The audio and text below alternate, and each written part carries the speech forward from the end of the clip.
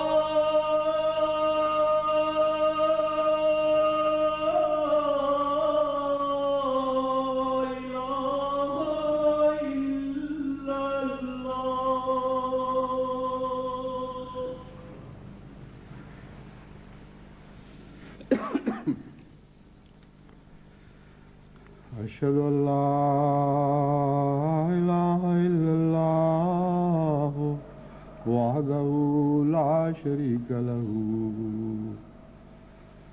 وأشهد أن محمدا عبده ورسوله أما بعد فأعوذ بالله من الشيطان الرجيم بسم الله الرحمن الرحيم الحمد لله رب العالمين الرحمن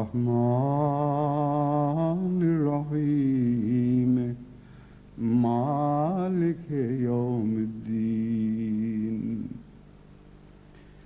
إياك نعبد وإياك نستعين اهدنا الصراط المستقيم صراط الذين أنعمت عليهم غير المغضوب عليهم ولا الضالين.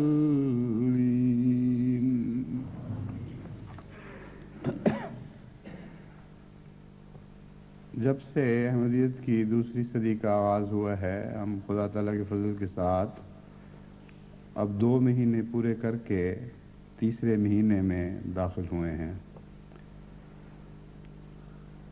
دنیا کے مختلف ممالک سے جو رپورٹیں مل رہی ہیں ان سے پتہ چلتا ہے کہ بعض ممالک تو چند دن کی خوشیاں منا کر آرام کرنے لگے ہیں، اور وہ یہ سمجھ رہے ہیں کہ 100 سالہ جشن کی تقریبات بس وہیں تک محدود تھی کہ لوگوں کو دعوتوں پہ بلایا جائے، جھنڈیاں لگائی جائیں، چراغاں کیے جائیں، کچھ نمائش کا بھی اہتمام ہو، اور کچھ ریڈیو اور ٹیلی ویژن اور اخبارات کے ذریعے جماعت کا تعارف ہو جائے۔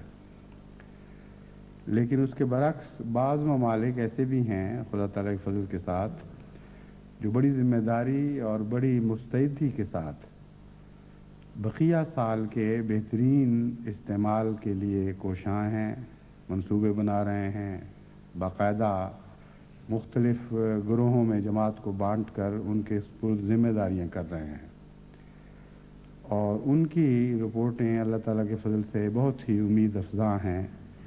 معلوم ہوتا ہے کہ انشاءاللہ دن بدن جشن کے تشکر کا کام بڑھتا چلا جائے گا، نہ کہ کم ہوگا۔ اس لیے میں نے سوچا کہ جماعت کے اس حصے کو بھی جنہوں نے جشن کا غلط تصور سمجھا اور عارضی طور پر خوشیاں منا کر اب وہ آرام کی طرف مائل ہو گئے ہیں، اس طرف متوجہ کروں کہ ہمارا بڑا بھاری کام ابھی باقی ہے۔ میں نے پہلے بھی بتایا تھا کہ دنیا کی 114 یا 118 مختلف تراجم مختلف تعداد میں شائع ہو رہے ہیں۔ بہرحال زیادہ سے زیادہ جو ہم نے ترجمے کیے ہیں اب تک وہ قرآن کریم کے اقتباسات کے 118 زبانوں میں ہو چکے ہیں، اور احادیث کے بھی کم و بیش اتنی ہی زبانوں میں ہو جائیں گے، اور حضرت اقدس مسیح موعود علیہ السلام کے تراجم ابھی پیچھے رہ گئے ہیں کیونکہ اولیت پہلے 2 تراجم کو دی گئی تھی، لیکن رفتہ رفتہ اس سال کے اختتام سے پہلے انشاءاللہ وہ تراجم بھی کم و بیش اسی تعداد میں تمام دنیا کو مہیا کر دیے جائیں گے۔ ان تراجم سے متعلق مجھے فکر یہ ہے کہ ان کے سٹاک بڑھتے چلے جا رہے ہیں اور ڈھیریاں اونچی ہو رہی ہیں، حالانکہ جیسا کہ میں نے پہلے بھی متوجہ کیا تھا دنیا کی ضرورت اتنی ہے کہ جتنی تعداد میں ہم نے یہ تراجم شائع کیے ہیں مطالبے یہ آنے چاہیے تھے کہ اور بھیجو اور بھیجو اور بھیجو، اور وہ جماعتیں جو مستعد ہیں وہ یہی مطالبے کر رہی ہیں۔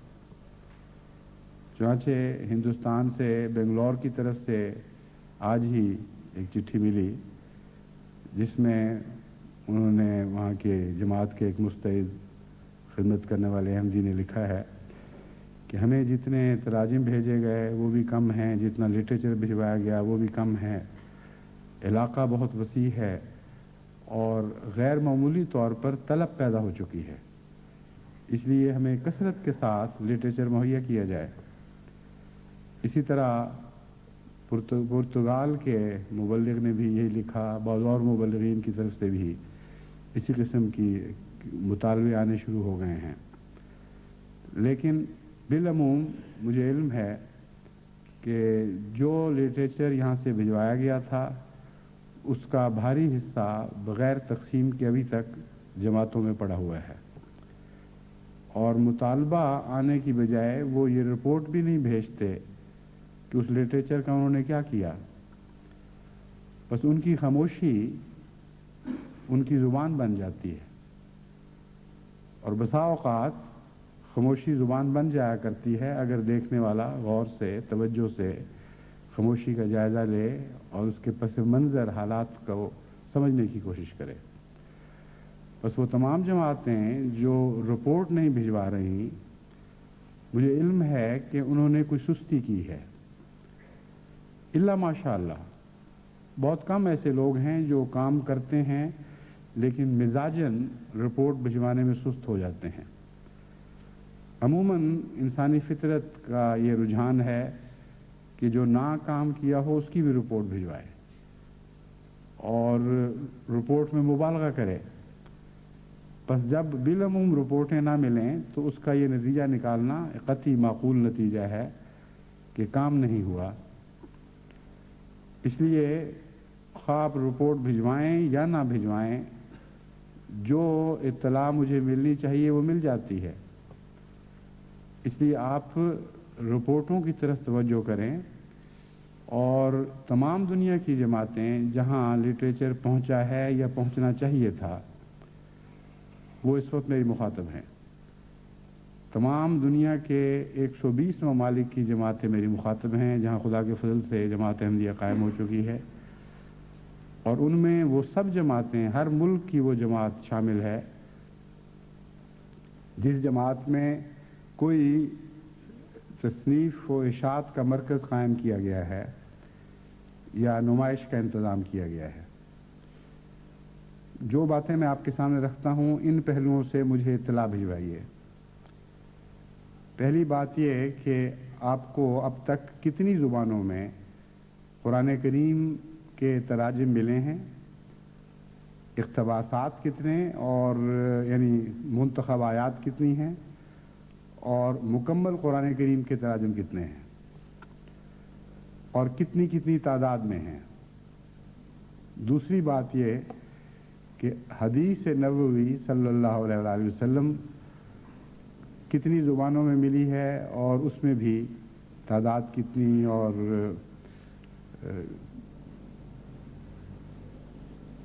तीसरी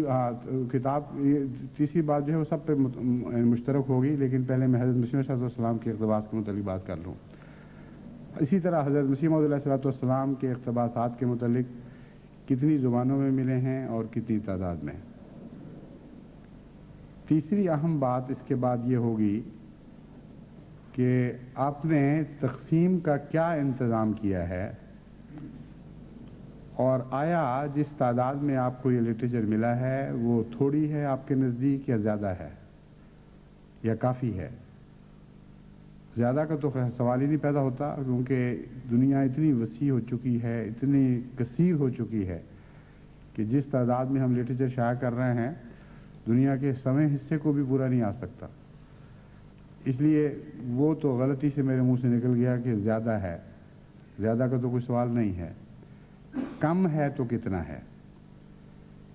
कम मैं इन मानों में नहीं कह रहा कि तमाम मुल्क की ज़रूरत से कितना कम है। कम से मेरी मुराद ये है कि आप में खुदा ताला ने जितनी ताकत रखी है कि इस लिटरेचर को तकसीम कर सकें, उस ताकत के मुकाबले पर कितना कम है। इसलिए ये बात लिखने से पहले ये जायज़ा लेना ज़रूरी होगा कि आपकी जमात की ज़्यादा से ज़्यादा इस्तेताअत क्या है, किस किस ज़ुबान में वो कितनी तादाद में लिटरेचर तकसीम करने की तौफीक रखते हैं। पहले वो तौफीक मुकर्रर करें, फिर मुझे लिखें कि हमारी तौफीक से ये इतनी कम तादाद है, हमें मज़ीद लिटरेचर मुहैया किया जाए। अलावा अज़ीं इस लिटरेचर के अलावा भी बहुत सा लिटरेचर ऐसा है जो मुख्तलिफ़ ज़ुबानों में मुख्तलिफ़ मौज़ूआत पे तैयार है, और इस लिटरेचर के साथ तकसीम होने के लिए वो 100 साला जुबली का पैगाम भी है जो आपकी नुमाइंदगी में बहैसियत सरबराह जमात अहमदिया मैंने सब दुनिया को दिया है, वो भी साथ जाना चाहिए। تو یہ کام بہت بڑا ہے اور بڑی ذمہ داری کے ساتھ جلد اس کی طرف جماعتوں کو متوجہ ہونا چاہیے۔ جہاں تک نمائشوں کا تعلق ہے، کچھ نمائشیں مجھے دیکھنے کا موقع ملا ابھی یورپ کے سفر میں، اور میں نے محسوس کیا کہ نمائشوں میں بھی ابھی یکسانیت پیدا کرنے کی بہت ضرورت ہے۔ بعض جگہ پتہ چلا کہ مرکز نے ان کو پورا لٹریچر ہی نہیں بھجوایا، بعض جگہ دیکھا کہ وہ تصویریں پوری نہیں ہیں، کہیں کچھ اور تصویریں ہیں، کہیں کچھ اور تصویریں ہیں۔ اس لیے مرکزی نظام کو تو میں نے متوجہ کیا ہے کہ وہ اچھی طرح جائزہ لے کر تمام ملکوں کو بنیادی ضروری لٹریچر بھی اور بنیادی ضروری تصاویر بھی مہیا کریں۔ تو اس پہلو سے یکسانیت ہونی چاہیے۔ اس کا بھی مجھے تبھی علم ہوگا جب آپ لوگ، یعنی آپ سے مراد ہے وہ تمام احمدی جماعتیں جنہوں نے نمائش کے مراکز قائم کیے ہیں، مجھے مطلع کریں کہ ان کو کیا کیا چیزیں مل چکی ہیں اور کیا کیا نہیں ملی، کہ شاید ان کو پتہ ہی نہیں لگے گا کہ کیا ملنا چاہیے تھا، وہ میں خود اندازہ کر لوں گا۔ لیکن یہ لکھیں کہ کیا کیا چیزیں مل چکی ہیں، اور جو چیزیں مل چکی ہیں ان کو مناسب طریق پر نمائشی حالوں میں یا کمروں میں آویزاں کیا گیا ہے یا نہیں۔ اس ضمن میں ایک اور اختلاف میں نے یہ دیکھا ہے کہ بعض جماعتوں نے تو بڑی محنت اور مستعدی کے ساتھ ہر کتاب کے نیچے اس زبان میں اس کا تعارف مختصر کروا دیا ہے جو زبان وہاں بولی جاتی ہے۔ مثلا اگر جرمن علاقے میں نمائش ہے تو جرمن زبان میں نیچے بڑے خوبصورت لفظوں میں ٹائپ کیا ہوا ہے اس کتاب کا ٹائٹل کیا ہے، اور مختصر تعارف اگر ضروری ہے کہ مضمون کیا ہے، اور اگر کسی انسان کی تصنیف ہے تو کس کی تصنیف ہے۔ اس طرح ایک نظر میں گزرنے والے کو اندازہ ہو جاتا ہے کہ یہ کیا کچھ ہے، اور بعض جگہ اس کا ذکر نہیں ہے۔ چنانچہ اس سفر کے دوران میں نے متوجہ کیا منتظمین کو کہ اس پہلو سے بھی سب جگہ یکسانیت ہونی چاہیے، اور ہر نمائش میں ہر کتاب کے نیچے مختصر تعارفی کلمات درج ہونے چاہیے جو کھلے کھلے لکھے ہوں تاکہ دیکھنے والا ان کو پڑھ سکے۔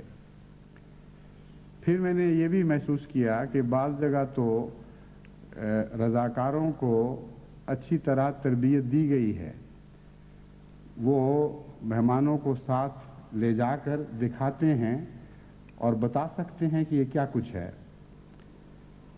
اس پہلو سے جرمنی کا انتظام ماشاءاللہ بہت ہی عمدہ ہے، اور وہاں انہوں نے سلائیڈز کی نمائش کا بھی انتظام کیا ہوا ہے کولون میں، اور ریکارڈنگ بھی کی گئی ہے تاکہ ہر شخص جو وہاں جائے وہ اگر کارکن کوئی مہیا نہ ہو تو ریکارڈنگ کے ذریعے معلوم کر سکے کہ کیا ہو رہا ہے، کہاں کیا چیز ہے اور اس کا مقصد کیا ہے۔ تو پورا تعارف جتنا کہ ہونا چاہیے وہ وہاں کروایا جا رہا ہے، اور اللہ کے فضل سے اس پہلو سے جو مہمان آتے ہیں بہت متاثر ہو کے جاتے ہیں۔ تو تمام دنیا میں یہ انتظام ہونا ضروری ہے کہ بعض کارکنوں کو تربیت دی جائے، وہ نمائش دکھانے کے لیے باری باری اپنے وقت پیش کریں، اور جو وہاں ڈیوٹی پر ہو اس کو پتہ ہو کہ کس طرح دکھانی ہے اور کیا بتانا ہے۔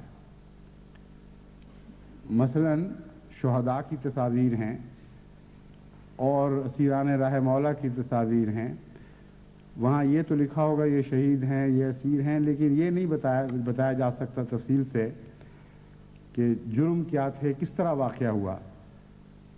تو اگر پتہ ہو تو بعض شہداء کی تصویروں کے سامنے انگلی اٹھا کر دکھایا جا سکتا ہے، یہ اس کا پس منظر ہے، اس طرح شہادت ہوئی۔ اور یہ جو بتایا جاتا ہے اس کا غیر معمولی اثر پڑتا ہے۔ نظری طور پر دیکھ کر دل نرم پڑتے ہیں، لیکن جب ساتھ کان یہ سن رہے ہوتے ہیں کہ اس کا پس منظر کیا ہے، کیوں ایسا ہوا، تو اس کا غیر معمولی اثر پڑتا ہے۔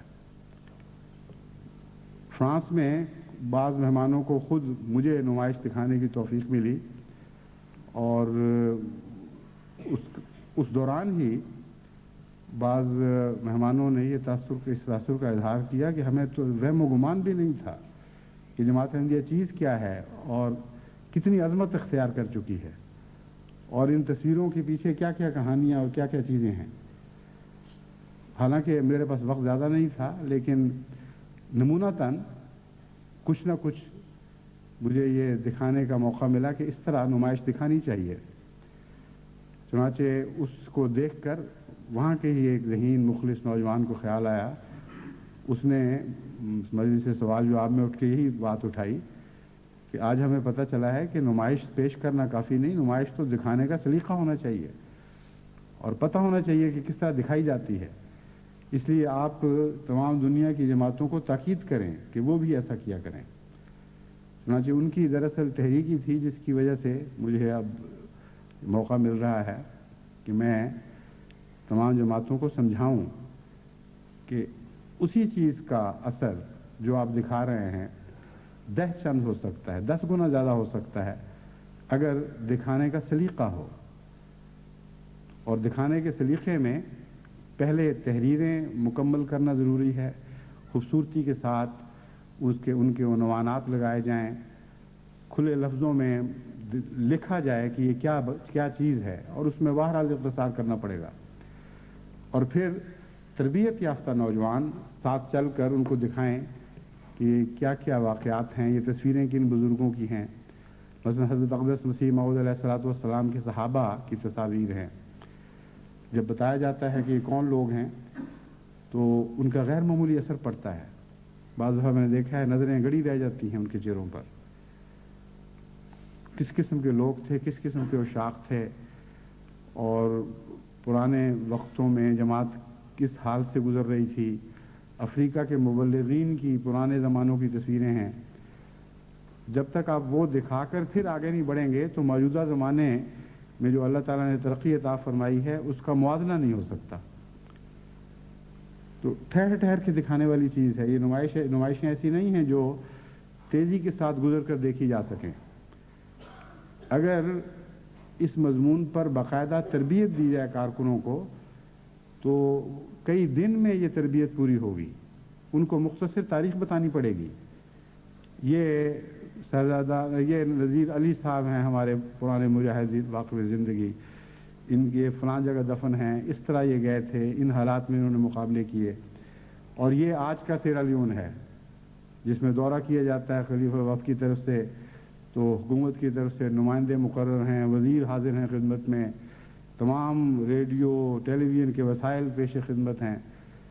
زمین آسمان کا فرق ہے، لیکن یہ فرق تب نظر آئے گا جب یہ پتہ لگے کہ قربانیاں کنہوں نے دی تھی، کن لوگوں کی قربانیوں کا پھل ہے جو ہم آج کھا رہے ہیں۔ ورنہ اگر یہ دکھائے بغیر آپ عجلت سے آج کے نظاروں کی طرف دنیا کو لے جائیں تو آپ کی نمائش تو ہو جائے گی، لیکن نہ خدا صحیح معنوں میں راضی ہوگا، نہ آپ پرانے بزرگوں کی خدمت کا حق ادا کرنے والے ہوں گے، نہ آپ کو یہ احساس ہوگا کہ اصل عظمتیں ہیں کیا۔ اصل عظمتیں حکومتوں کے متوجہ ہونے میں نہیں، اصل عظمتیں خدا کو راضی کرنے میں ہیں اور خدا کی خاطر خدمتیں کرنے میں ہیں، اور وہ خدمتیں ضائع نہیں جاتی۔ اس کے ثبوت کے طور پر دکھائیے کہ کس طرح خدا تعالیٰ نے 100 سال کے اندر کایا پلٹ دی ہے، نظام بدل دیے ہیں، رجحانات تبدیل کر دیے ہیں، اور عظیم الشان جماعت کی طرف توجہ ہوئی ہے، بڑی بڑی قوموں کو، ملکوں کو، حکومتوں کو، حکومتوں کے سربراہوں کو، اور 100 سال کے اندر ایک بالکل نئی کیفیت دکھائی دے رہی ہے جو آئندہ 100 سال کے لیے بنیاد بننی ہے۔ اس رنگ میں اس نمائش سے استفادہ کرنا ضروری ہے، ورنہ یہ نمائشیں اگر محض تصویریں یا چارٹ بن کر لگی رہ جائیں تو جتنا فائدہ ان کا پہنچنا چاہیے اس کا 100واں کیا 1000واں حصہ بھی فائدہ نہیں پہنچا سکے گی۔ پھر یہ نوجوان جن کی آپ تربیت کریں گے اور وہ نوجوان جو یا بڑے چھوٹے جو ساتھ لے کر آئیں گے مہمانوں کو، ان سب کی تربیت ہوگی۔ جماعت احمدیہ کی ایک نسل کا اخلاص اس جوڑ میں उनकी तरफ मुंतकिल हो रहा होगा। जैसे ब्लड ट्रांसफ्यूजन किया जाता है, एक के खून की रग से दूसरे की खून की रग का ताल्लुक बांध दिया जाता है, तो इस तरीक पर आपकी पहली नस्लों का पाकीज़ा खून आपकी नई नस्लों में दौड़ने लगेगा और आइंदा नस्लों में वो पाकीज़ा खून मुंतकिल होने लग जाएगा। तो ये हमने जो नुमाइश की कोशिश की है, ये कोई महज दिखावे का रंग नहीं रखती, ना इस खातिर ऐसी कोशिश फ़ायदा दे सकती है, बल्कि मजहबी जमातों में तो ये बाज़ दफ़ा एक मौलिक जहर बन जाती है। जहाँ जहाँ दिखावे का रंग आ जाए और रूह गायब हो जाए, वहीं मजहबी जमातों की हलाकत का आगाज़ हो जाता है। इस ज़िमन में एक और नसीहत मैं जमात को ये करनी चाहता हूँ कि तस्वीर का दौर है और तस्वीर के ज़रिए हम बड़े बड़े फ़ायदे उठाना चाहते हैं, लेकिन तस्वीर में बाज़ नुकसान के पहलू भी होते हैं और उनमें एक पहलू ये है कि जो बुज़ुर्गों की तस्वीर हैं उनके तरफ शिरक का रुझान पैदा हो जाए और ये रुझानात बाज़ दफ़ा बहुत ही बारीक राहों से दाखिल होते हैं और जब तक एक मुत्तकी इंसान या जिसको खुदा तौफीक अता फरमाए जब तक एक खुदा किसी इंसान को तौफीक ना अता फरमाए, उस वक्त तक वो बाज़ दफ़ा मुतनब्बे ही नहीं हो सकता कि मैंने जो इस तस्वीर को देखा, मेरे दिल पर जो उसका असर पड़ा, वो तक़वा के मुताबिक था या मुशरिकाना रंग रखता है। मैं समझता हूँ कि हज़रत अक़दस मसीह रसूल अकरम सल्लल्लाहु अलैहि वसल्लम के ज़माने में यही वजह है कि तस्वीरों का रिवाज नहीं दिया गया। खुदा ताला की तरफ से वो इजाज़ात ही बाद में हुई, जिन इजाज़ात के ज़रिए आज हम तस्वीरी ज़माने में दाखिल हुए हैं। हज़रत सल्लल्लाहु अलैहि वसल्लम का पाक वजूद और आपका रूहानी और नूरानी चेहरा इतनी अज़मत रखता है कि हरगिज़ बईद नहीं था कि अगर वो तस्वीरें महफूज होती तो उनकी इबादत शुरू हो जाती। हज़रत मसीह मऊद अलैहिस्सलातु वस्सलाम ने भी इस ख़तरे को महसूस किया और जमात को ताकीद की कि मैं जो तस्वीरें अपनी खिंचवा रहा हूँ सिर्फ इसलिए कि दुनिया चेहरों को देखकर अंदाज़े लगाया करती है और बाज़ ज़ीरक लोग चेहरों के नकूश पढ़कर दिल की सदाकत के नकूश देखने लग जाते हैं, उन तक उनकी नज़र पहुंच जाती है। इसलिए इस गरज से मैंने तस्वीरें शाया की हैं। ये मकसद नहीं है कि नाउज़ बिल्लाह तुम लोग इन तस्वीरों को देखकर मेरे मुतल्लिक नामुनासिब अज़मत के जज्बात अपने दिल में पैदा करो, क्योंकि ये शिरक है। हज़रत मसीह मऊद अलैहिस्सलातु वस्सलाम और पुराने बुज़ुर्गों की तस्वीरों के साथ ये ताकीद ज़रूरी है, खुसूसन हज़रत मसीह मऊद अलैहिस्सलातु वस्सलाम की तस्वीर के साथ, कि अपने नफूस का जायज़ा लिया करें कि इनसे किसी तरह कोई दूर बईद का शिरक का तसव्वुर तो नहीं पैदा हो रहा।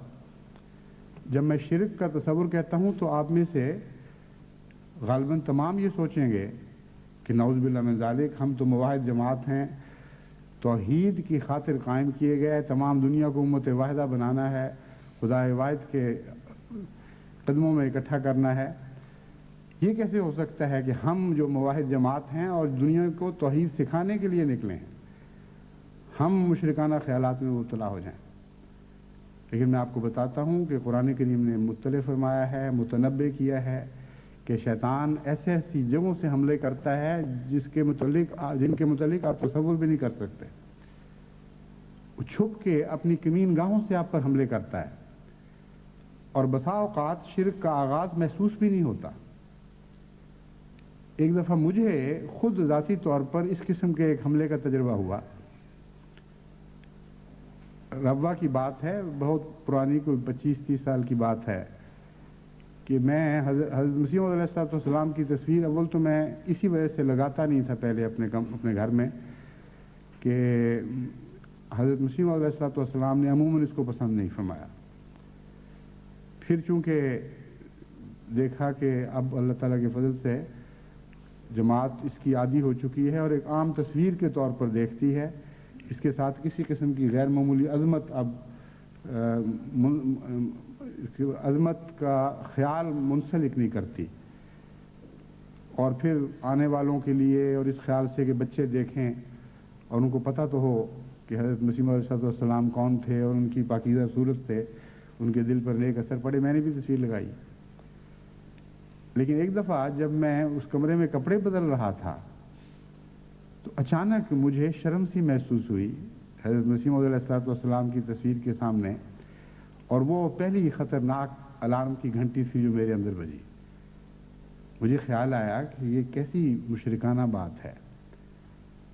तस्वीर से इस ख्याल से मैं शर्मा रहा हूँ कि मैं तस्वीर को देख रहा हूँ, हालांकि तस्वीर की कोई हकीकत नहीं है।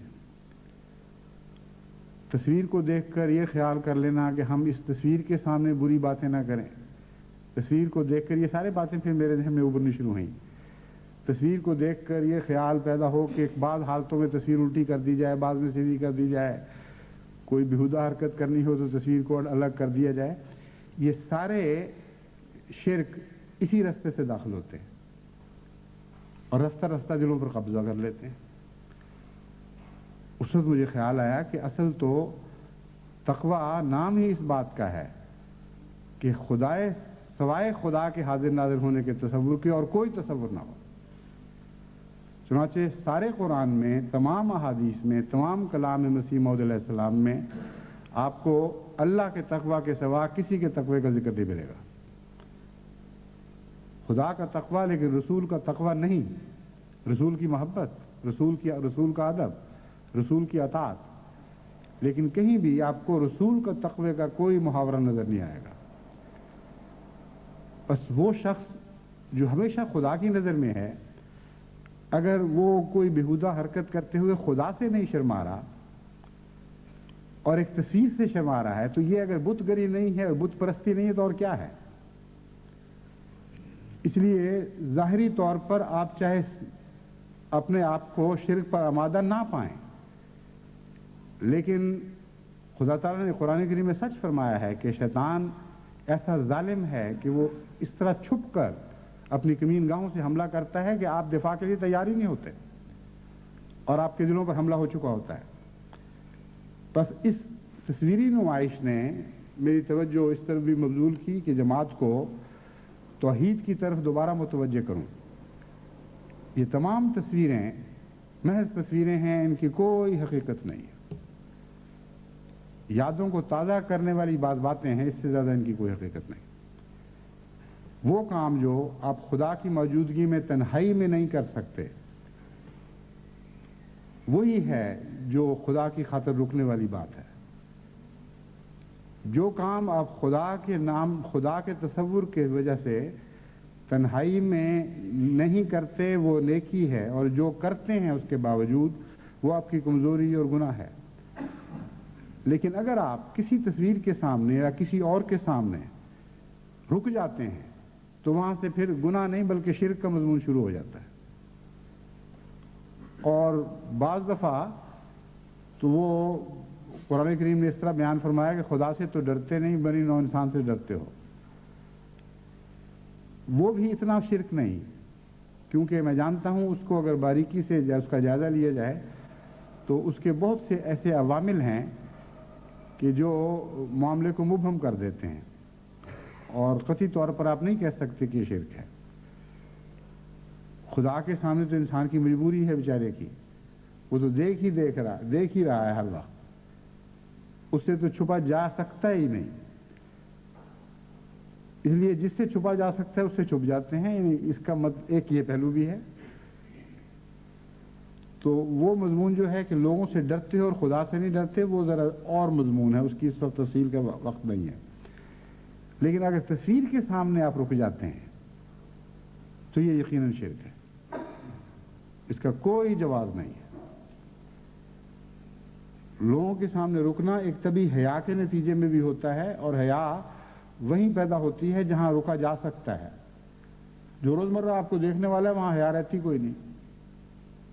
बीवियों की खामदों से हया नहीं रहती, खामदों की बीवियों से हया नहीं रहती, لیکن وہی باتیں جب باہر نکلتے ہیں تو باعث حیا بن جاتی. اسی طرح خدا تعالیٰ کا اور بندے کا معاملہ ہے.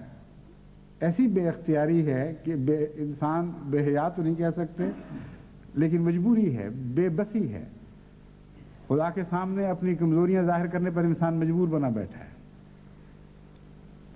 لیکن بندوں کے سامنے یہ بات نہیں, اس لیے وہ شبہہ بھی ہے. میں سمجھتا ہوں کمزوری کہہ لیں اس کو, لیکن شرک نہیں. لیکن جب تصویر کے سامنے آپ چھپتے ہیں یا حیا محسوس کرتے ہیں یا تصویر کو مخاطب کر کے کہتے ہیں کہ او تیرے سامنے میں بیٹھا ہوں, تو مجھے کیا کہتی ہوگی, میرا دل یہ کہتا ہے کہ تو یہ تھا اور میں کیا ہوں, تو یہ ساری باتیں شرک خفی بن جاتی ہیں جو آگے جا کے قوموں کو ہلاک کر سکتی ہیں. اس لیے جماعت کو میں متنبہ کرتا ہوں کہ تصویروں کو تصویروں کی حد تک رہنے دیں, ایک ذرہ بھی اس سے زیادہ ان کو اہمیت نہ دیں, اور جہاں وہ ایک ذرہ بھی شرک کی طرف مائل کرنے والی ہوں وہاں ان تصویروں کو الگ کر دیں. ان کا مقام پھر بند ہونے میں ہے, ظاہر ہونے میں نہیں. ان کو خاص موقعوں کے لیے, بعض مقاصد کے لیے استعمال کرنے کے لیے رکھ لیں, ورنہ ان کو نہ رکھیں. میری تصویروں کا بھی رواج بڑھ رہا ہے. مجھے اسی سے اس کا بھی خیال آیا کہ بعض لوگوں کے متعلق پتہ لگا وہ باقاعدہ اس کو سجا کے رکھتے ہیں, نعوذ باللہ من ذالک, جو نہایت ہی بیہودہ حرکت ہے. اس خیال سے میں پاکستان میں لوگوں کو بھیج دیتا ہوں کہ دیر ہوئی دیکھے ہوئے, اور بچوں کو بھی دکھانا ہوتا ہے. وہ ایک ایسا جذبہ ہے جو نیکی پر مبنی ہے, لیکن اگر آپ اس کو ایسی اہمیت دینے لگ جائیں, نعوذ باللہ کے پھولوں کو سجا کے رکھا ہوا ہے, تو نہایت ہی خطرناک مشرکانہ حرکت ہے, نہایت قابل نفرت حرکت ہے. اور مجھے بھی آپ اپنے ساتھ گناہگار کرتے ہیں, اگر میرے علم میں آئے اور میں اس کو نہ روکوں تو میں جواب دہ بن جاتا ہوں. اس لیے جب میں نے حضرت مسیح موعود علیہ السلام کے حوالے سے یہ بات کر دی ہے تو میں اور دیگر خلفاء کی پھر کوئی بھی حیثیت نہیں رہتی. ہمارے اوپر یہ مضمون بھی اسی طرح صادق آتا ہے, بلکہ حیثیت کے لحاظ سے ہماری حضرت مسیح موعود علیہ السلام کے مقابلے پر کوئی حیثیت نہیں. اگر حضرت مسیح موعود علیہ السلام کی تصاویر کے ساتھ آپ کا کوئی بھی دور کا بھی مشرکانہ تعلق نہیں ہے تو ہم یقین سے کہہ سکتے ہیں کہ خلفاء کے لیے بھی آپ کے دل میں کوئی ناجائز جذبہ نہیں ہوگا. اس نصیحت کے علاوہ اب میں ایک اور مضمون کی طرف متوجہ ہوتا ہوں. ہم نے دنیا میں توحید کو پھیلانا ہے اور تمام بنی نوع انسان کو ایک کرنا ہے. اس سلسلے میں ایک خطرہ ہے جو بار بار سر اٹھاتا ہے اور بار بار اس کی طرف متوجہ کرنے کی ضرورت ہے کہ قومی اور ملکی اور جغرافیائی اختلافات کو احمدیت کی یکجہتی کی راہ میں حائل ہونے دیا جائے. یہ ایک ایسا خطرہ ہے جو بعض دفعہ دب جاتا ہے, بعض دفعہ سر اٹھاتا ہے. بعض ملکوں میں فتنے پیدا ہوتے ہیں تو وہاں سر اٹھا لیتا ہے. بعض خلافتوں کے دوران یہ دب جائے گا اور بعض خلافتوں کے دوران دوبارہ اٹھے گا. یہ ایک تفصیلی مضمون ہے, اس کی وجوہات میں اور اسباب کے پس منظر میں جانے کی ضرورت نہیں, مگر میں جماعت کو متنبہ کرتا ہوں کہ ہم امت واحدہ ہیں, ایک خدا کے بندے ہیں, ایک خدا کی آواز پر لبیک کہنے والے ہیں. حضرت صلی اللہ علیہ وآلہ وسلم نے ہماری وحدت کی جو بنیاد ڈالی ہے اس میں خلل نہیں واقع ہونے دینا, اور نسلی تفریق اور قومی تفریق اور جغرافیائی تفریق, کالے گورے سفید کی تفریق, یہ تفریق نہیں پیدا ہونے دینی. جن جن ملکوں میں احمدیت پھیل رہی ہے وہاں سب سے زیادہ خطرہ اس بات کا ہے کہ پاکستانیت کے اوپر حملہ کر کے اس بات کو اٹھایا جائے کہ احمدیت تو اسلام ہے, یعنی عالمگیر ہے, یہ پاکستانی کلچر, یہ پاکستانی مزاج, یہ پاکستانی عادات ہمیں قبول نہیں ہیں احمدیت کے نام پر. یہ دیکھنے میں بالکل معقول اور جائز بات ہے, اس سے انکار نہیں ہو سکتا. لیکن سوال یہ ہے کہ کون سی چیز پاکستانیت ہے اور کون سی نہیں ہے, اور کیا واقعی احمدیت پاکستانیت ٹھونس رہی ہے یا نہیں ٹھونس رہی. اگر صرف اتنا سوال ہو تو پھر خطرہ نہیں ہے، لیکن جب یہ کہا جاتا ہے کہ دین اسلام ہے اور واحد تمام دنیا کا واحد مشترک دین ہے اور پاکستان سے آنے والے ایک ملک کے نمائندہ ہیں، تو پھر آئندہ بہت سے خطرات کے راستے کھل جاتے ہیں، اور یہاں سے آغاز ہو کر پھر تفریق کا سلسلہ شروع ہو جاتا ہے کہ نہیں ہم پاکستانیت کو قبول نہیں کریں گے، فلاں بات قبول نہیں کریں گے، ایک باغیانہ رجحان، ایک نفرت کا رجحان، ایک قومیت کی تفریق کا رجحان پیدا ہونا شروع ہو جاتا ہے۔ اور یہ رجحان ضروری نہیں کہ سفید ملکوں میں ہو، کالے ملکوں میں بھی ہو جاتا ہے، زرد ملکوں میں بھی ہو جاتا ہے، ہر ملک میں یہ خطرہ ہے، کیونکہ یہ رجحان شیطان پیدا کرتا ہے، اور شیطان ہر جگہ ایک ہی مزاج رکھتا ہے، اس نے وحدت پہ حملہ کرنا ہے اور اس کے لیے یہ بڑا بہانہ ہے۔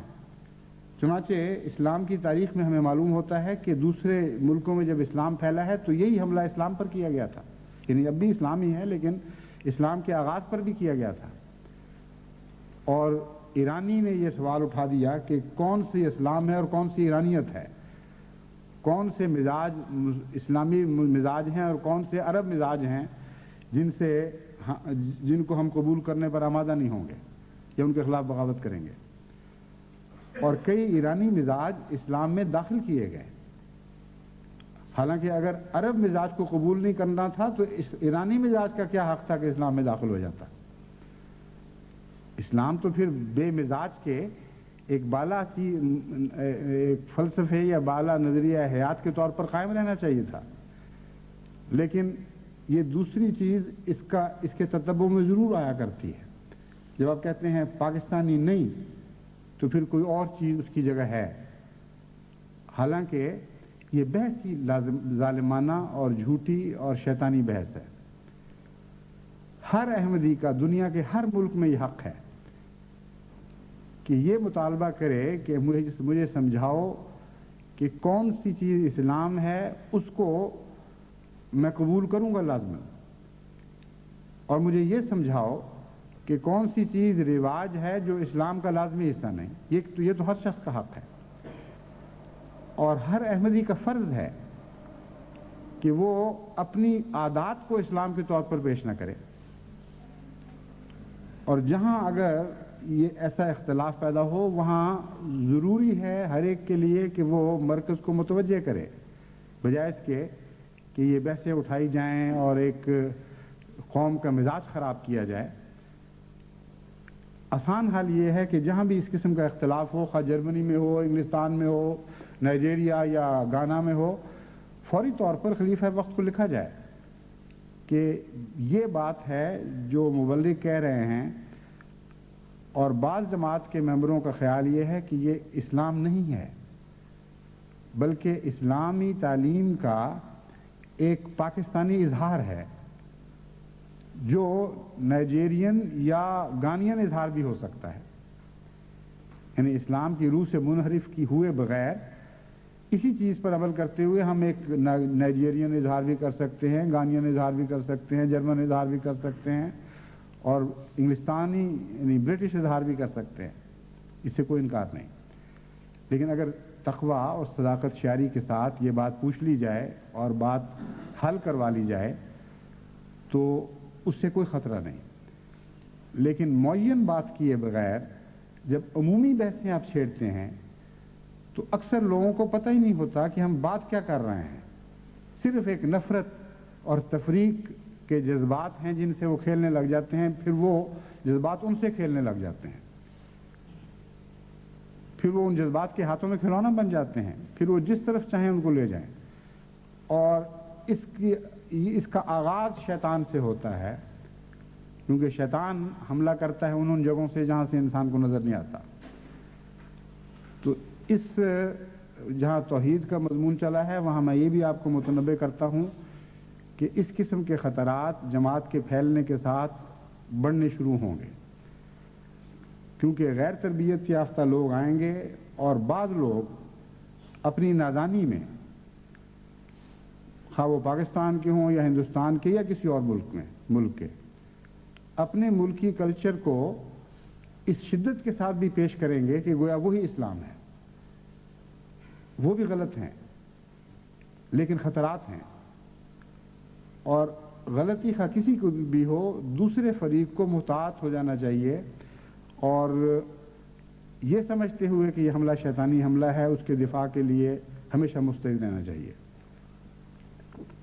ہم نے دنیا کو امت واحدہ بنانا ہے اور اس کے لیے ہم ہر قربانی کے لیے تیار ہیں اور یہ عزم لے کر اٹھے ہیں کہ کسی قیمت پر بھی اسلام کی انسانیت کی وحدت کو منقسم نہیں ہونے دینا، کیونکہ میرا کامل ایمان ہے، میرا دین یہ ہے کہ توحید کامل کے نتیجے میں انسانی وحدت حاصل ہوتی ہے، اور اگر انسانی وحدت نہ رہے تو توحید کا تصور بھی منقسم ہو جاتا ہے. یہ ہو ہی نہیں سکتا کہ ایک ایسا پیغام جو انسان کو اکٹھا نہ کر سکے وہ توحید کا پیغام ہے.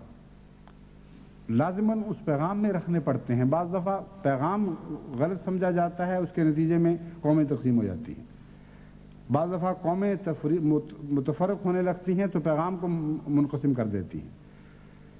تو توحید سے وفا کا تقاضا یہ ہے کہ ان چیزوں کے اوپر ہمیشہ متنبع اور مستعد اور نگران رہیں. کسی قیمت پر بھی انسان کو انسان سے الگ نہ ہونے دیں اور قومیت کے تصور کو جاہلانہ، باطل اور شیطانی تصور سمجھیں. اس ضمن میں ایک اور ہدایت مجھے یاد آ گئی جو میں نے 7 سالہ جشن کی تقریبات کے سلسلے میں دی تھی، مگر مجھے کہیں وہ سنائی نہیں دی. وہ ہدایت ایسی ہے جس کا شنوائی سے تعلق ہے. میں نے تاکید کی تھی کہ ان نمائشوں کے دوران حضرت اقدس مسیح موعود علیہ الصلوۃ والسلام کا ایسا کلام جس میں اللہ تعالیٰ کی حمد کا ذکر ہو یا حمد پر مشتمل کلام ہو یا نعتیہ کلام ہو حضرت صلی اللہ علیہ وسلم کے عشق میں، یا بنی نوع انسان کی ہمدردی پر مشتمل کلام ہو، وہ اچھی آواز میں پڑھ کے سنایا جائے اور اسے جسے کہتے ہیں بیک گراؤنڈ میوزک، اس بیک گراؤنڈ میوزک کے طور پر وہ چلتا رہے. اس کا بہت عمدہ طبیعتوں پر بہت عمدہ اثر پڑتا ہے. چنانچہ اس سلسلے میں ساری دنیا میں تحریک کر کے بعض اچھی آواز والوں کی آواز میں کیسٹس یہاں منگوائی گئیں اور ان کا جائزہ لے کر کم سے کم ہدایت ضرور میں نے کی تھی کہ ان کو دوبارہ سب دنیا میں بھجوایا جائے، یعنی ایک دفعہ اکٹھا کیا جائے پھر چن کر دوبارہ منتشر کیا جائے تاکہ اچھی آواز میں صحیح تلفظ میں حضرت مسیح موعود علیہ السلام کا کلام ان نمائشوں میں پڑھا جایا کرے. اس کے ساتھ ہی ایک یہ بھی تاکید کی تھی کہ چونکہ یہ صدی غلبہ توحید کی صدی کے طور پر ہم منا رہے ہیں، اس لیے خاص طور پر وہ نغمہ حضرت مسلم موعود رضی اللہ تعالیٰ عنہ کا جس میں ہے لا الہ الا اللہ، ٹیپ کا مصرع تو نہیں، ٹیپ کے ہر مصرے کے آخر پر یا ہر شعر کے دوسرے مصرے کے آخر پر آتا ہے درد دل کی صدا، یہ کیا ہے، وہ ہے دست قبلہ نما لا الہ الا اللہ. وہ نظم وہ بھی ایسی نظم ہے جو بہت ہی عمدہ ترنم کے ساتھ پڑھی جا سکتی ہے. ویسے تو ہر شعر ترنم سے پڑھا جاتا ہے لیکن بعض اشعار کے زیر و بم کو موسیقیت کے ساتھ ایک خاص مناسبت ہوتی ہے، اور یہ وہ نظم ایسی ہے جس کا ترنم تمام دنیا کے انسانوں کو متاثر کر سکتا ہے. تو اس کو بھی لگانا چاہیے. کچھ میں نے منگوائے تھے نمونے، مگر ابھی تک مجھے کوئی ایسا دل کو لگا نہیں کہ بہت ہی غیر معمولی ہو، حالانکہ یہ نظم ایسی ہے جس کو بہت ہی اعلیٰ، بہت ہی مؤثر آواز میں پڑھا جا سکتا ہے. تو یہ اگر نظم بھی اس وقت دہرائی جائے تو اس کے ساتھ مجھے خیال آیا ہے کہ آپ کو ان اشعار کا ترجمہ بھی کرنا چاہیے، اور وہ بھی موسیقی کے اثر میں زیادہ گہرائی پیدا کر دیتا ہے. حضرت مسیح موعود علیہ السلام کا مثلا کلام ہے، اے خدا، اے کار ساز ہو، اے پوش ہو کردگار. اس کو ایک شخص شعر میں پڑھتا ہے تو اس کے بعد اس کا ترجمہ ایک باوقار اثر انداز آواز میں سنایا جائے ٹھہر ٹھہر کے، بجائے اس کے کہ مسلسل نظم ہو رہی ہے یا اس سے پہلے پڑھ لیں مترجمہ ایک آواز میں، آواز کے اگر نثر کے انداز میں بھی کوئی بات کہی جائے تو بعض دفعہ ایک آواز میں موسیقی ہوتی ہے اور آواز میں وقار ہوتا ہے، اور بعض پڑھنے والے ایسے انداز میں نثر پڑھتے ہیں کہ اس کا اثر نغموں کا سا پڑتا ہے۔ تو ایسے دوست دنیا میں ہر جگہ موجود ہیں۔ افریقہ میں تو میں جانتا ہوں، میں نے اپنے دورے میں دیکھا ہے، خدا تعالیٰ نے بڑی بڑی عظیم الشان آوازیں، بااثر آوازیں ان لوگوں کو عطا کی ہیں، اور وہ عام جب گفتگو بھی کرتے ہیں تو ان کی آواز میں ایک دبدبہ، ایک شوکت ہے۔ تو ایسے کلام کو بجائے اس کے کہ صرف اردو زبان میں پڑھ کے سنایا جائے یا منظوم کرنے کی کوشش کی جائے، جو بہت مشکل کام ہے، نثر میں ترجمہ کر کے اور نغماتی طریق پر اس سے پہلے ایک آرٹسٹ کی طرح پڑھ کر سنایا جائے، اور پھر وہ شعر شروع ہو جائے موسیقی اردو نظم کا، اور اس کے بعد جب اس کا اثر ہو جائے اس کو دہرایا بھی جا سکتا ہے، پھر ایک ترجمہ اور پھر وہ شعر۔ تو اس طرح آپ کی نمائش جو ہے وہ بہت ہی خوبصورت ہو جائے گی اور ان باتوں سے مزین ہو جائے گی، غیر معمولی اس کے اندر اثر پیدا ہو جائے گا۔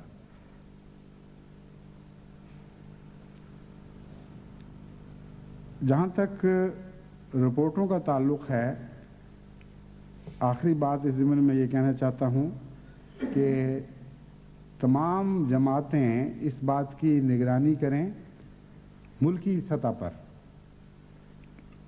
کہ ان کے ہاں کی رپورٹیں پہنچ رہی ہیں، اور وہ نگرانی اسی طرح ہو سکتی ہے کہ ان کو یہ تاکید کریں کہ جو رپورٹ وہ مجھے بھجواتے ہیں اس کی ایک نقل ان کو بھجوائیں،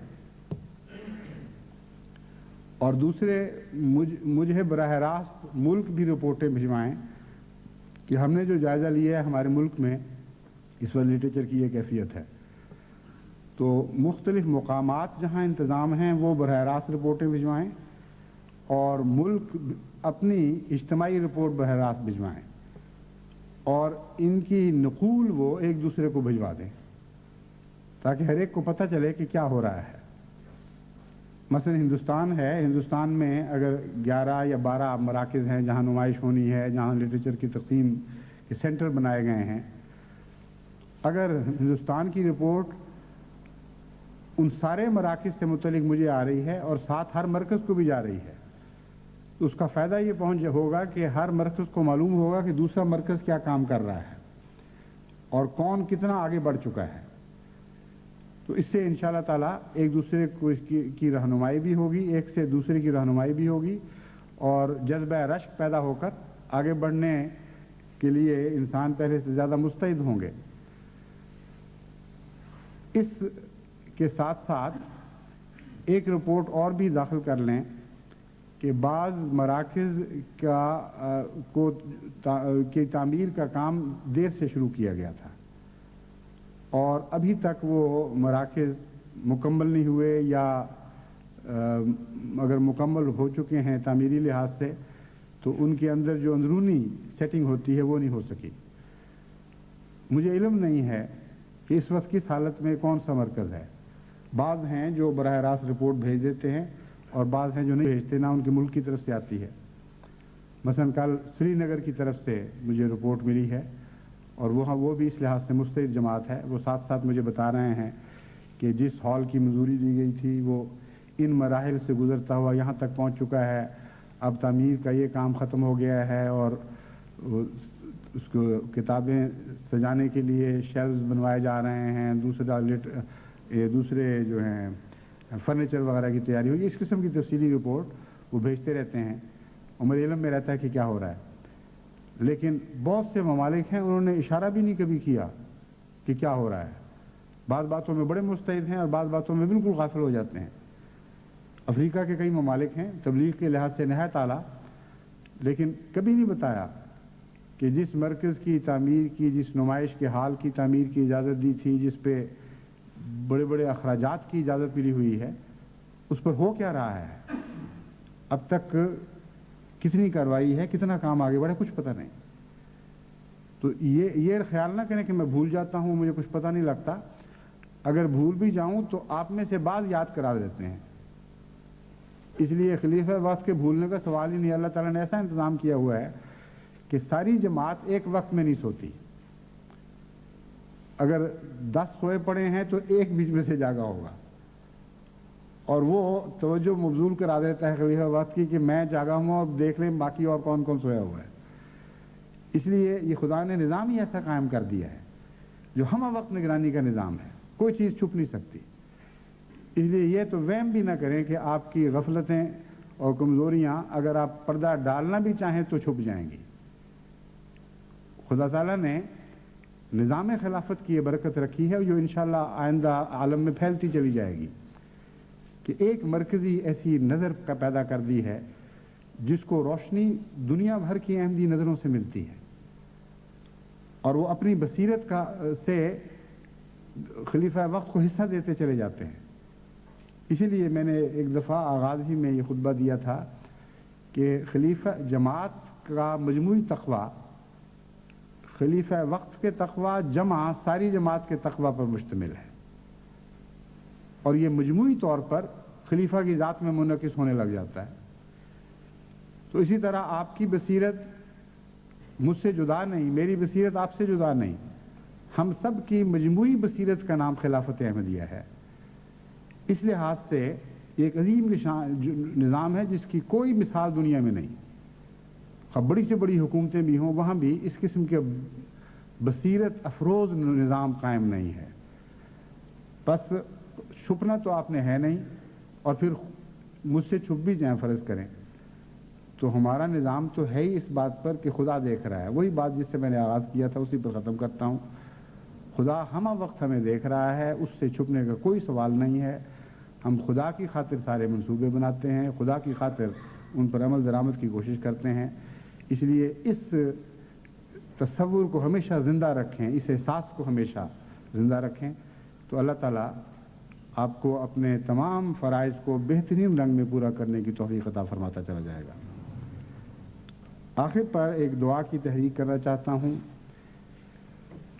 آپ کو علم ہے کہ ہمارا مباہلے کا سال قریب الاختتام ہے, اس پہلو سے کہ 10 جون جمعۃ المبارک کو میں نے تمام دنیا کے مکذبین اور مکفرین کے ائمہ کو, یعنی ان میں سے جو چوٹی کے اور سربراہ ہیں, ان کو چیلنج دیا تھا.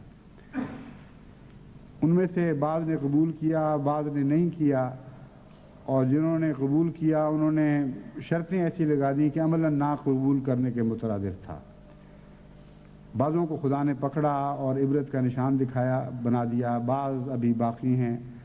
لیکن اس مضمون پر میں انشاءاللہ آئندہ خطبے میں روشنی ڈالوں گا, کیونکہ وہ 9 تاریخ کا خطبہ ہوگا, یعنی اس وقت سال پورا ہو چکا ہوگا. جو سال 10 کو شروع ہو وہ 9 کو پورا ہوتا ہے, اور 9 کو بھی جمعہ ہے. اس لیے انشاءاللہ اس وقت مختصراً کوشش کروں گا کہ عمومی تبصرہ کروں کہ اس سال میں کیا ہوا اور آئندہ کیا ہونا ہے. کیونکہ بعض لوگوں نے چیلنج دیر سے قبول کیا. جہاں تک میرا اور جماعت کا تعلق ہے, اس سال میں خدا نے ہم سے کیا سلوک کیا وہی نشان بنے گا ہماری صداقت کا, اور کیا کیا خدا کی رحمتیں اور عنایات نازل ہوئیں, ہم کس حد تک سچائی کے قریب گئے ہیں. اصل تو یہ نشان ہے مباہلے کی کامیابی کا. تو یہ میں مختصر روشنی ڈالوں گا, پھر تفصیل کے ساتھ انشاءاللہ اگر موقع ملا تو جلسہ سالانہ پر بھی گفتگو ہو جائے گی. لیکن بہرحال آئندہ خطبہ میں یہ بیان کرنے لگا ہوں.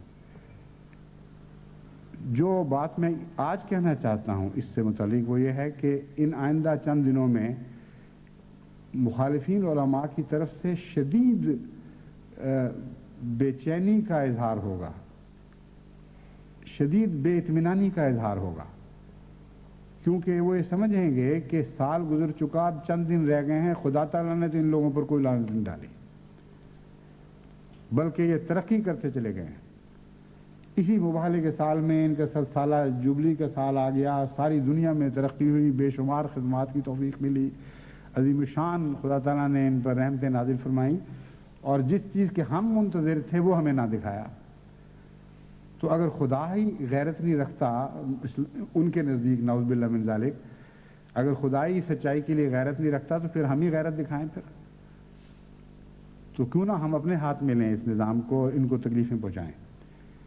یہی وہ جذبہ تھا جس کے نتیجے میں ننکانہ صاحب والا دردناک واقعہ ہوا، اور اسی آگ میں جلتے ہوئے انہوں نے ایک اور منصوبہ بنایا تھا کہ 25 جون کو دوبارہ پاکستان میں، سارے پاکستان میں، صرف ایک دو قصبوں میں نہیں، احمدیوں کے گھر جلانے، اموال لوٹنے اور ان کے خلاف عام فساد برپا کرنے کی کوشش کی جائے گی۔ اللہ تعالیٰ نے جماعت احمدیہ کے لیے ایسے انتظام رکھے ہیں کہ ہر قسم کے ان کے منصوبوں کی اطلاع ملتی رہتی ہے۔ اب ان کا ایک یہ منصوبہ ہے کہ 9 تاریخ یا 10 تاریخ کو، 9 کو جمعہ ہے، ہو سکتا ہے 9 کو شروع کریں، اور 10 چونکہ وہ دن یاد کراتا ہے، مباہلے کا دن، یعنی 10 تاریخ چونکہ وہ دن یاد کراتی ہے، اس لیے بعضوں کا خیال ہے کہ 10 کو یہ چنیں گے۔ ایک دفعہ پھر یہ اپنی یہ رذیل کوشش کریں گے کہ جماعت احمدیہ کو نقصان پہنچائیں، فسادات کریں، اور اس طرح گویا کہ خدائی کو اپنے ہاتھ میں لینے کی کوشش کرتے ہوئے دنیا کو یہ دکھائیں کہ دیکھو مباہلہ جماعت کو کتنا مہنگا پڑا ہے اور کتنا نقصان دہ ثابت ہوا۔ جہاں تک ان کی اس خواہش کا تعلق ہے، یہ خواہش تو لازماً جھوٹی نکلے گی۔ اللہ تعالیٰ نے جماعت احمدیہ کو جو ترقی دینے کے فیصلے کیے ہیں، جو اللہ تعالیٰ کی تقدیر نے جماعت پر فضل نازل فرمانے کے فیصلے کیے ہیں، ان کی راہ میں تو کوئی کھڑا نہیں ہو سکتا، کوئی دنیا کی طاقت روک نہیں بن سکتی۔ یہ آسمان کی بارشیں ہیں جو چھتریوں سے رکا نہیں کرتی، چھتوں سے بھی نہیں رکا کرتی۔ ساری کائنات پہ جب ساری زمین پر خدا کی بارشیں نازل ہو رہی ہوں، کون ہے جو عمارتیں کھڑی کر کر کے یا چھتریاں تان کر یا سائبان لگا کر اس بارش کی رحمت کو روک سکے؟ اور خدا کے غضب کی بجلیاں بھی جب کڑکیں تو ان کو بھی دنیا کی کوئی طاقت روکا نہیں کرتی، نہ روک سکتی۔ ہاں، انسان کے غضب کی بجلیوں کی راہ میں خدا کی تقدیریں ضرور حائل ہو جایا کرتی اور اپنے پاک بندوں کو ان سے بچا لیا کرتی ہیں۔ اس لیے ہمارا توکل خالصتاً اللہ پر ہے۔ اس عرصے میں دعائیں کریں کہ خدا تعالیٰ نے جہاں ہم پر بے انتہا احسانات فرمائے ہیں اور سارے عالم میں رحمتوں کی بارشیں نازل فرما رہا ہے، وہاں ہمارے پاکستانی بھائیوں کو بھی ان دشمنوں کے شر اور شرارت اور ان کے غضب کی بجلیوں سے بچائے۔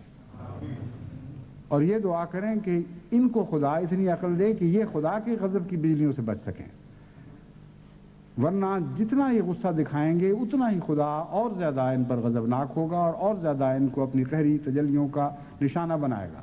یہ ایک ایسی حقیقت ہے جس کو کوئی دنیا میں تبدیل نہیں کر سکتا۔ بس جب احمدی پہ ظلم ہوتا ہے، مجھے ان کی تکلیف ہوتی ہے، ان کے تصور سے تکلیف ہوتی ہے کہ انہوں نے خدا کے غضب کو چیلنج کرتے ہوئے اپنے اوپر نازل کرنے کے لیے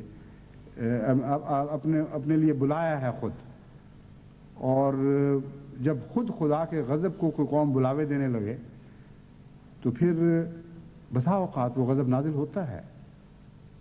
خدا غضب میں دھیما ضرور ہے، لیکن اس قسم کے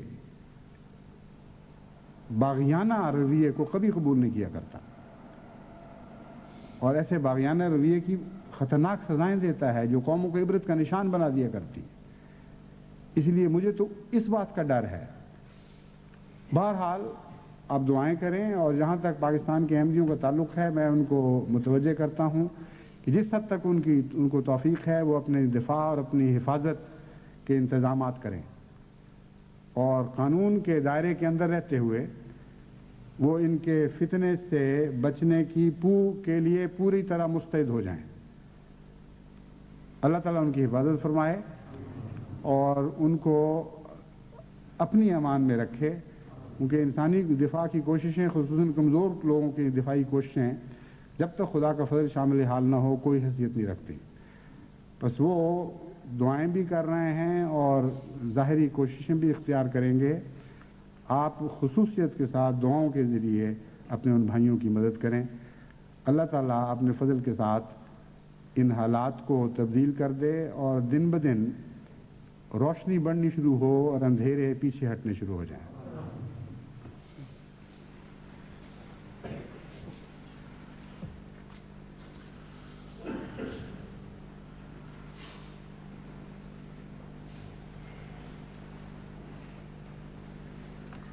مجھے بتایا گیا ہے کہ میں نے خطبے میں 25 مئی کہنا تھا، 25 جون کہہ دیا غلطی سے۔ منصوبہ 25 مئی کا تھا اور اب وہ ملتوی کر کے انہوں نے 9 یا 10 جون پر ڈال دیا ہے۔ بہرحال خدا تعالیٰ اصل ہمارا مولا نگران خدا ہے۔ یہ بات میں آپ کو اچھی طرح سمجھا دیتا ہوں کہ اللہ تعالیٰ قرآن کریم میں بار بار یہ مضمون فرماتا ہے کہ وہ لوگ مکر کرتے ہیں، وہ لوگ تدبیر کرتے ہیں، لیکن اللہ بہترین تدبیر کرنے والا ہے، اللہ بہترین مکر کرنے والا ہے۔ اس لیے آپ یہ خیال نہ کریں کہ خدا آپ کو چھوڑ دے گا۔ ہمارے تصور بھی ان باتوں تک نہیں پہنچ سکتے جو خدا کی تدبیر، خدا کی تقدیر ہمارے لیے کر رہی ہے۔ حیرت انگیز انتظام کر رہی ہوتی ہے۔ اچانک یہ کچھ اور سوچ کر اٹھتے ہیں اور کوئی اور آفت پڑ جاتی ہے جو ان کی توجہ کو کھینچ لیتی ہے۔ کہیں احمدیت کے خلاف فساد کرتے کرتے آپس میں فسادات میں مبتلا ہو جاتے ہیں۔ تو اللہ تعالیٰ کے منصوبے چل رہے ہیں اور اس کا مکر یعنی خدا کا مکر جیسا کہ قرآن کریم میں لکھا ہے وہ خیر الماکرین ہے، وہ لازماً غالب آنے والا مکر ہے۔ اس لیے اصل انحصار دعاؤں پر ہے۔ اگر ہم دعائیں کریں گے تو آپ یاد رکھیں کہ خدا تعالیٰ ان کی تدبیریں ان پر الٹ دے گا اور ان کی تدبیریں خدا کی تقدیر پر غالب نہیں آ سکتی۔ ایک اور دعا کی تحریک میں بھول گیا تھا، وہ بھی خطبہ ثانیہ سے پہلے کر دیتا ہوں۔ وہ سیرا لیون کے لیے خصوصیت سے دعا کی تحریک ہے۔ وہاں کے صدر محترم جو بہت نیک دل انسان ہیں، خدا کا خوف رکھنے والے اور خدا پر ایمان رکھنے والے ہیں، انہوں نے عام سیاسی دستور سے ہٹ کر اپنے ملک کی اقتصادی بدحالی سے تنگ آ کر اب یہ تحریک کی ہے کہ دوست ائمہ مساجد اور دیگر مذہبی لوگ سیرا لیون کے لیے دعا مانگیں اور دعاؤں کے ذریعے ہماری مدد کریں، کیونکہ ہم جو کوششیں کر سکتے تھے کر رہے ہیں، کر چکے ہیں، لیکن کوئی نتیجہ نہیں نکل رہا اور دن بدن ہم زیادہ سے زیادہ مفلوق الحال ہوتے چلے جا رہے ہیں اور اقتصادی حالت ہمارے دائرہ اختیار سے نکل چکی ہے، ہم سنبھال نہیں سکتے اس کو۔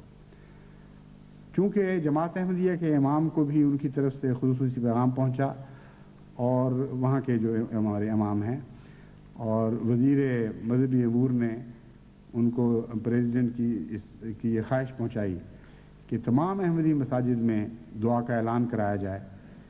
اس سے مجھے خیال آیا کہ تمام دنیا کی جماعتوں کو ان کے لیے دعا کی تحریک کروں۔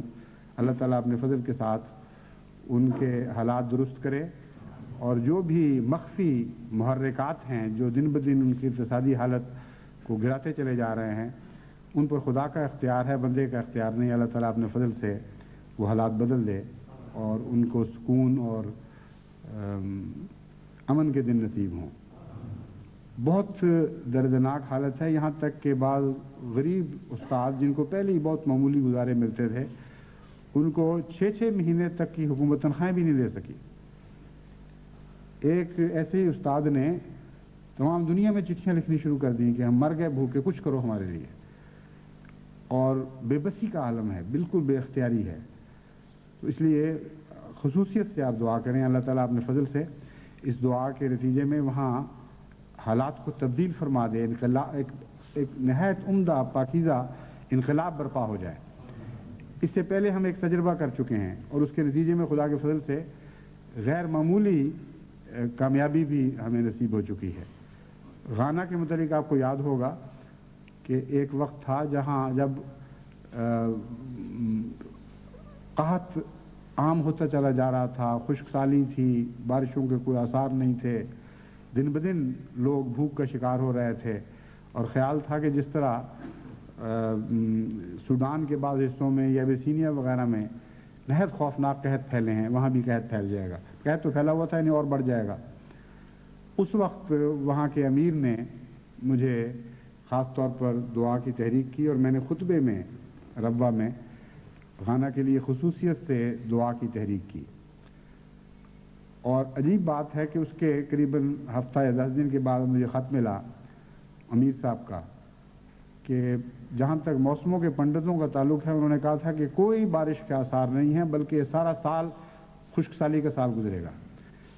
لیکن جس وقت آپ وہاں خطبہ دے رہے تھے اس وقت اچانک بادل اٹھے ہیں اور اس زور سے بارش ہوئی ہے کہ جل تھل بھر گیا اس بارش سے, اور اس دن کے بعد سے گانا کے حالات تبدیل ہونے شروع ہو گئے. تو ہمارا خدا قادر مطلق خدا ہے, اسی طرح وہ اپنے وجود کا ثبوت عطا فرماتا ہے. بس آپ اگر سنجیدگی سے دعائیں کریں گے تو آپ دیکھیں گے کہ انشاءاللہ تعالی سیرا لیون کے حالات بھی تبدیل ہونے شروع ہو جائیں گے.